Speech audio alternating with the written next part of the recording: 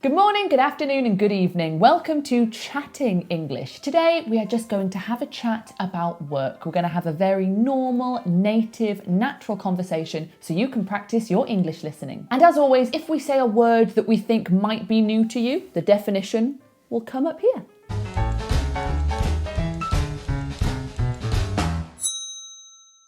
Before we get started, we have to tell you something very exciting. We have launched memberships on this channel. Yay! If you become a member, you will receive all of this. You will get Smashing English videos 4 days early. You'll get access to 2 exclusive live streams a month. We will prioritise replying to your comments and questions in the comment section. You'll also get loyalty badges and custom emojis. And you'll also receive a companion PDF for every video. The PDF will be designed to further your learning on whatever topic the video is about. So for this video and further Chatting English videos, members will receive a PDF that has expanded vocabulary, speaking challenges, vocabulary quizzes, you name it. So let's get chatting. I'm aware that I look like I'm in my underpants. I'm not, I'm in my shorts. What was your first job, Laura? My first job, right, let me actually think about When this. was your first job? How old were you? Right, technically, the first time I got paid for something, the first time of my first job was actually, what was first? Okay, I think it was being an actor in murder mystery events. I think that was the first time I got paid for a job. So people would come to a hotel normally. It was a hotel, and they would get a 3-course meal. And you would get a 3-course meal as well? Yeah. So there was like a cast of 6 of us, let's say, and our job was we had to essentially put on a bit of a play while people are eating, but it wasn't just like sit there and watch us. We would sit down with you. So each actor would be on a table and we'd be eating with you, talking to everyone, and then a murder would happen. Right, so it was like a murder mystery. And then the guests had to figure out who did it. So the guests had to figure out like, we think that this person did it because that person said this, and there were all the clues in the text. Yeah. And then at the end, they reveal who the murderer was. So I was I think you had to be 18. I think I was 17. I think I just said like... That was your first job? You didn't have a job before you were 17? I thought you worked in a pub. Oh, you're so right. That wasn't my first job. I thought you worked in a pub when you were like 16. Yeah, no, I was 17. I think these happened around a similar time. Before that, before the murder mystery, was teaching at the stage school. I did that when I was quite young. I think they weren't allowed to pay me very much because I was only 16 and I wasn't allowed to have a proper teaching job, but I helped. So that was my first one. Then it was murder mystery. And then at the same time, because that was only maybe twice a month on a Friday night and they paid me £50, so that wasn't enough for a full-time job. And I worked in a pub. So I had a lot of jobs, worked in 2 pubs in my time. I also worked in shops. I've had a lot. I'll go through my whole thing in a minute. I'm just saying the murder mystery thing is not very social hours, is it? No, that was a Friday night act from like 7 till 10. Yeah. And my mum would have to just pick me up because I couldn't drive. So, but I enjoyed it. I did them for quite a while. You came and did one. I did one or 2. I think I did one or 2. When we first graduated uni, I was like, I'll get into these because they're good for a bit of extra pocket money, you know, like a bit of... Yeah, they were very strange. Very, very strange. I wouldn't count that as a job for me, though. I've only had not many jobs. The first job... The first job that I had was... Yeah, at the race course, like the horse races. Chester races. But I wasn't. I wasn't riding the horses, and I was not. I was not taking the bets or anything either. I wasn't one of the bookies. I was just working behind the bar. And how was that experience for you? I've said this too many times. It was horrible. It was horrible. Not working by the bar. Ever since, whenever I go to a pub or a bar or anything, I always look at the people behind the bar and think, you are nowhere near as stressed as I was when I was doing that. It was person after person after person after person for about 8 hours. Was like the queue like 7 deep or something? Yeah. Constantly. And every person was ordering, like they were doing rounds. So every person was asking for like 7 pints or and 7 shots drinks. Probably as well, which is really No, hard. it wasn't. No, we weren't doing like no. It was like gin and tonics and stuff and things. Right. But like the gin and tonics were like all in these like ice boxes. So you had to open like 8 cans of gin and tonic really quickly while people were ordering like 7 pints of this and that. And it was and I'd never worked in a bar before or anything. So I did not know what was going on. And people were asking, could you pour that pint a bit better? And or they like, use a lot of that's one thing, when I started working in a bar, they use a lot of terminology, because I didn't, so in my household no one drank. We weren't an alcohol drinking family. So I got there and someone goes, oh, a pint and a half of this. And I was like, pint and a half? What do you mean a pint and a half? Like, do you want me to do like I didn't get what they meant. Is it pint and then half lemonade? No, it was a pint and a half. They wanted one drink, like 2 glasses, so a pint and a half pint. Oh. So it's like having, like, a pint and a half. Anyway. Well, yeah, it's a pint and a half. But I didn't get that. Oh, they'd go like a lager top, please. A lager top? What's That's a lemonade on the top. Yeah. How was I supposed to? And they just, and I think they just have, and I also had to learn how to pull a pint. How pulling a pint is hard, actually, I think. I was quite good at that, to be honest. I was okay. Well, you've got quite the brain for it. I think I was very good at pouring a Guinness. Guinness is actually the easiest one because it's very strategic. You do one step, then you do this, and you leave it. Yeah, and it's quite methodical. But the one we have to go. Oh yeah, those ones, yeah. They're really hard. It was like a B one. I can't remember what it was called. That one, yeah, because it takes ages as well to get it. Yeah. Yeah, that was not nice. That was not a nice job, and I worked there for like 2 days, 3 or 4 days, probably something like that. Didn't you say that like they were spilling so much you were walking around on like wet beer, like the floor was? Yeah, like, there was wet. probably about, I'm gonna say, 1 inch or 2 inches of just beer on the floor, because it was so fast paced. You were like, it was constant. There was about 1 or 2 inches of beer on the floor, and we had to wear just like kind of canvas shoes, so your toes were just wet. Oh, it was awful. And I know that this is like not a privileged thing to say, because I know that people do this. But my sister worked there as well, and my dad picked me up. We were going home, and my sister was working in the kitchens. And they took a lot longer to like clear out. They had to like clean the kitchen for the next day. So I was sat in the car with my dad for about 1.5 hours. We didn't leave until maybe midnight, maybe 1 o'clock in the morning. It was very late. And I couldn't get my head around the idea that I have to come back at 9 o'clock the next day. This isn't fair. But I'm only going to come. I'm just going home to sleep and then go there again. It's the reality of it. It's the reality. It's the harsh reality of it. Now, Bedouin, obviously people are watching this because they want to improve their English, but I think that the best way to improve your English is by doing exactly what we're doing now. What? Making a YouTube video? No, by having a conversation. Oh, yeah, that makes sense. And it's even better if you're speaking with a native professional level teacher on Italki. Yes, Italki, yes. Me and Laura, we've taught on Italki for nearly 5 years now, and we highly recommend it. I mean, obviously, why else would we have done it for so long? There are over 30,000 teachers on Italki, so you can find the perfect teacher for you. Someone who matches your vibe, your level, and your schedule. It's completely flexible. You choose when you want to have your lesson and you pay per lesson. There's no hidden subscription involved. As a French learner on Italki, I love knowing that I can just book a lesson when I want and I don't have to worry about committing to a schedule that I may or may not be able to fulfill. Sorry. Like 76, it would be like 60 plus 16. I know, I hate maths, so I can't do it. Okay, ils sont très motivés parce que ils sont besoin de. Excellent. Ils ont besoin de apprendre cette langue pour travailler. Talking is everything when it comes to learning English. If I could shout it from the rooftops, I would. And Italki, hence the name, is focused around this principle. You are encouraged to speak from the very first lesson, and you can make massive progress because you're talking to a teacher who encourages you to step outside of your comfort zone and corrects your mistakes. So click the link below in the description and start your language learning journey. Buy $10 and get $5 for free by using the exclusive promo code SMASHINGSEP. The discount is only available for the first 50 users, so go get it! And we have some great news. Italki is holding a language challenge from now until mid-October. You can win rewards and get motivated to reach your learning goals. Sign up for the Italki language challenge today with the link in the description and surge past your language limits. I've often said this, minimum wage jobs require so much effort. It's like minimum wage, maximum effort. So the jobs where I worked for minimum wage, I was working so hard and I was getting minimum reward for it. So like working in the pub was on my feet all day, like, 6 hours on my feet. maybe like a 20-minute break for lunch or something in between that, but constantly on your feet, taking burning hot plates like to the people, like breaking your back, like going down to the basement, bringing up these bottles. I think it's really hard work.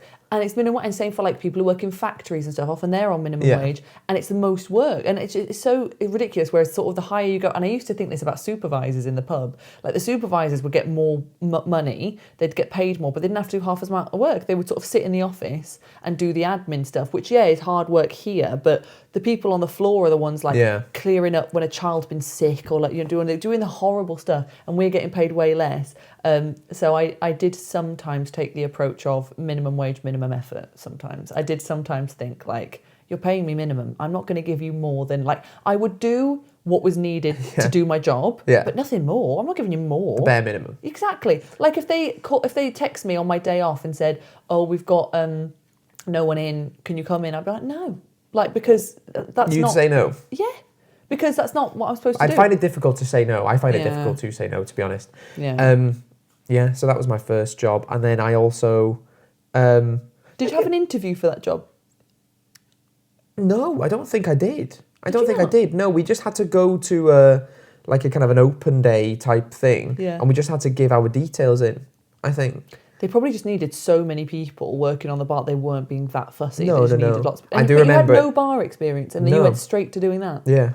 Yikes. And I remember me and my sister went to do the thing where we had to put our names down, and I'd parked the car, because where it was, the city where it was, it's difficult to find a place to park. Yeah. And we parked quite far away, and on the walk there, the heavens opened. Yeah. Oh my gosh, it was like, it was such bad rain. It was like torrential rain. Yeah.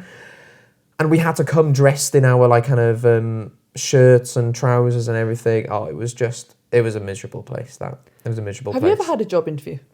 Yeah. Oh, for the charity street work, street charity. You have done quite a few jobs actually. In my head, I'm thinking you've done quite a few jobs, because you did stage school with me. Yeah. I carried on teaching at the stage school, and you did that. And then we also both did at different times. We both were charity fundraisers, charity street fundraisers. Those people where you walk and they've got a clipboard and they go, "Hey, can I just stop you?" And they try to raise money for a charity. The people you walk past. Yeah, the people you go, "Sorry, I've got a train. Sorry, I can't." So, what was when you're walking into a job interview? And you had one for a photography home, studio. A photography studio. You also had one for a home for people who have learning difficulties. Yeah. You had that. You had quite a few job interviews. I've had loads of job interviews as well. When you're going into, if you had a job interview like tomorrow, how would you approach it? Like, would you? I would approach it a lot different now. Would you? I think, because all these job interviews I had, I was 21, 22, 27 now. A bit older. I'm an old man. I feel like now I would take the approach of, I'm just going to go as me. Yeah. And if you like me, great, I can work there. Yeah. But in the past, I would, or maybe almost put on a bit of an act. Yeah. Yeah. And the difficult thing with that is, when you get the job, you've then got to continue with this act. Whereas I'd rather work somewhere where they have seen the true me, so I can just be me at work, which would be easier, in my opinion. Job interviews do feel a bit like everyone's pretending a bit. It feels a bit like both sides are pretending. It feels like I teach a guy who's doing quite a few job interviews at the minute. In the corporate world, he's doing, and he was saying that, like, a lot of the questions they ask, it's not really going to tell you anything. Like, it's just kind of I ask you this question, you say this. Because somebody above them have said, you've got to ask these questions. You say the buzzwords, say the things that I want to hear. Yeah. Maybe because personally, I think most of when they say, "Oh, tell me about your experience," you can see that on the CV. Like, you can see what someone's done on their CV. So if I look at someone's CV and it says 3 years executive director at Google, 2 years finance manager at Yahoo, I know this guy's probably good. Yeah. So in the interview, surely it's just about talking about like who you are as a person, your kind of like your vibes. It's not like, where do you see yourself in 10 years? Like, do you know what I mean? I feel like the CV says so much. So if I was doing a job interview, I would want them. So if I said to them, "Tell me about yourself," I would personally want them to actually tell me about themselves, rather than going like, "Well, for the first 2 years of my career, I was blah blah." No, tell me about you. Like, talking about work. I find it sad. We've said this before. Imagine in a quiz show. Yeah. They say, "Oh, let's meet the contestants," and it goes, "Hello, my name's Sandra. I'm a teaching assistant from Surrey." Yeah. I find it sad that, and this is the reality of the world. Yeah.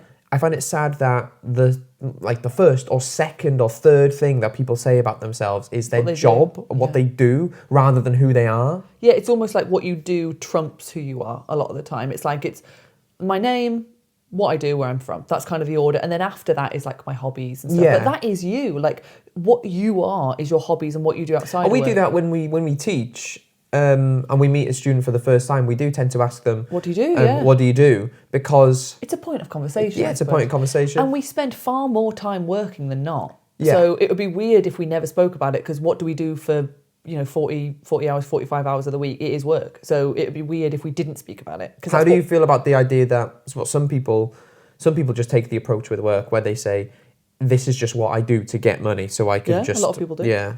Well, there's lots of jobs that aren't people's passion. There's a lot of jobs that have to be done and people have to do, but it's not what you're passionate about. So you have to view it as just, it pays like people always say, pays the bills. Like, you go, do you like that job? Well, it pays the bills. Yeah. Like, obviously I need it because I have bills, but I wouldn't choose to do it. I don't think a lot of people, if we never needed to work, I don't think a lot of people would work. Well, here's the thing. When people retire, that I think is a good representation of what the brain actually wants to do. And I think a lot of people, when they retire, they take up hobbies, don't they? And they work at something, but they're not grafting. It's not like, I've got to do this. Yeah. I'm going to work on this knitting project. My friend yesterday, we were talking about, I asked him, what would you do if you won the lottery? Yeah. And he said, because he's a builder. Yeah. He said, I'd probably just, pay off my mortgage or whatever, and then I would just do jobs when I want. And I started thinking, he'd still build. He'd still do, yeah. And I started thinking, this is what people used to do, though.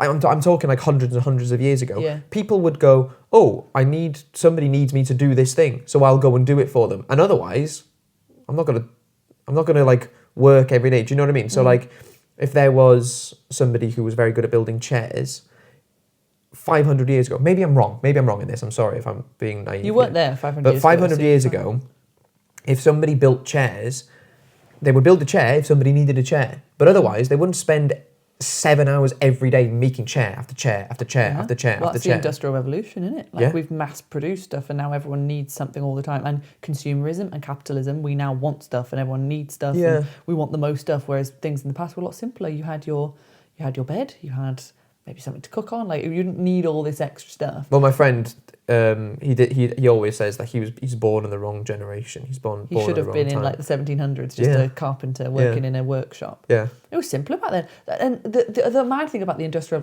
Who am I? I know nothing about... The crazy thing about the Industrial Revolution, what I find interesting and what always blows my mind is, definitely as a woman, what's crazy is the work week that we have was designed for one person to do it. The work week we have was designed for men to do it, and the woman stays at home and looks after the child and does the thing. Now we're in a position where both parents, they have to do that work. So as couples, we were not both supposed to be doing 45 hours a week. That was never that was for one person to put the work. Also, that work week was designed when everyone had to physically be in the place for things to happen. So factories and stuff, you had to be there to do it. It was manual. A lot less things are manual now, yet we still have the same outdated work schedule, and both parents are having to do it just to put food on the table. And then childcare is so expensive, so no wonder the birth rate is dropping. No wonder people aren't having babies. It's ridiculous, because you're okay, you want both parents to work 45 hours a week and raise the children and do all this. It's madness. It's madness. Is it 9 to 5 was that what factory hours were or something? Yeah, well, it was the time when the sun was up and you went into it. But now we don't need... I teach so many people... I don't work in corporate. We don't work in the corporate world. But I teach so many people who do. So I do get a bit of an insight into it. And it feels like a lot of corporate work, not all of it. I know there's a lot of stuff that needs to be done. But a lot of people I teach say that they have to spend a lot of time kind of just pretending like they're doing something. Yeah. Or thinking of something they can do that day. Or they have a lot of hard work, but it takes up about 3 hours of the day, and then the rest of the day... And they should just be able to do that 3 hours of work and then go home. Yeah. Yeah, they should. I teach so many people who are, and if you're listening, I know who you are, who have an English lesson with me while they're working. Yeah. They work from home. Yeah. So they are working. Yeah. So they're using the English lesson in the time of the of their work. Yeah. And one woman I teach, she, for her birthday or Christmas or something, she got like a USB stick which moves her mouse for her. Why are these an invention? Right? If how we're working is designed correctly, why do those inventions exist to move your mouse to look like you're clearly something's going wrong? Yeah. So she goes to the gym while she's working. It's ridiculous.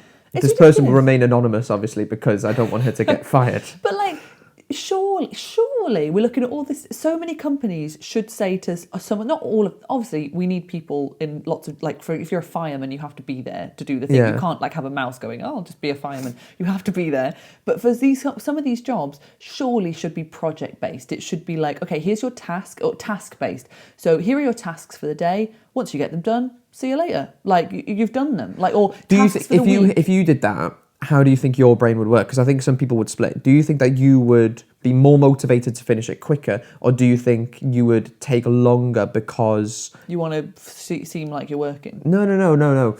So do you think that if you had 4 tasks to do in a week, would your brain tell you to try and do all 4 on Monday, so you could have Tuesday to Friday off? Yeah. Or do you think that you would think, oh, I don't know. The other option doesn't sound very good at all, does it? But people do it. People sometimes, because they've just got things to do, and there's not a designated there's not necessarily, nobody's told them you have to finish this by. So sorry. I know I'm blabbing here, but you know, like when we have an essay at university, and we had an essay at university, that needs to be done by the end of the year, right? Yeah. The clever people.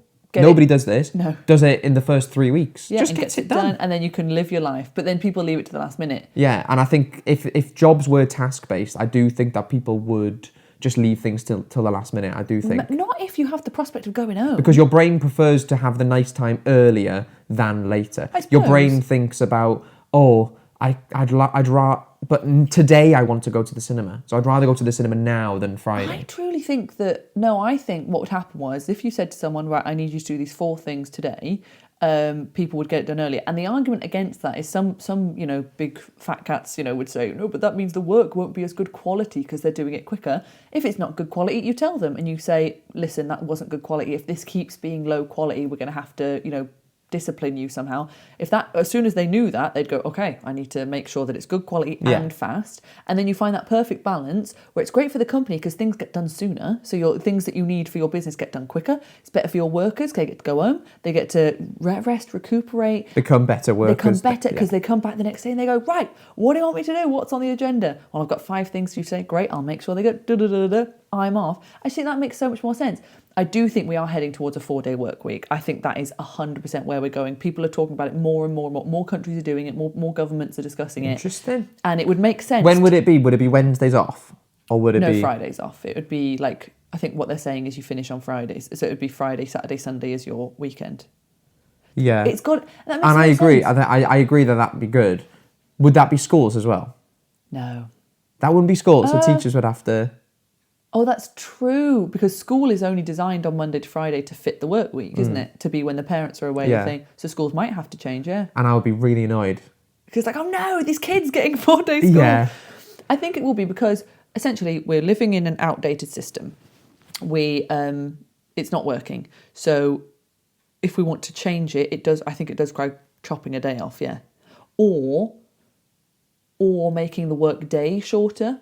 Like making the work day 9 till 3 every day, so you can pick your kids up from school, for example, or something like that. That makes complete sense. Those 2 extra hours... What are you doing in those hours that are so needed? Yeah. And obviously, we're talking about like corporate lifestyle here. There are many jobs where you have to be there all the time, like doctors, policemen, firemen. Yeah. I'm not talking about those jobs. You can't... I'm sorry, firemen. You can't, you have to be there. I'm sorry.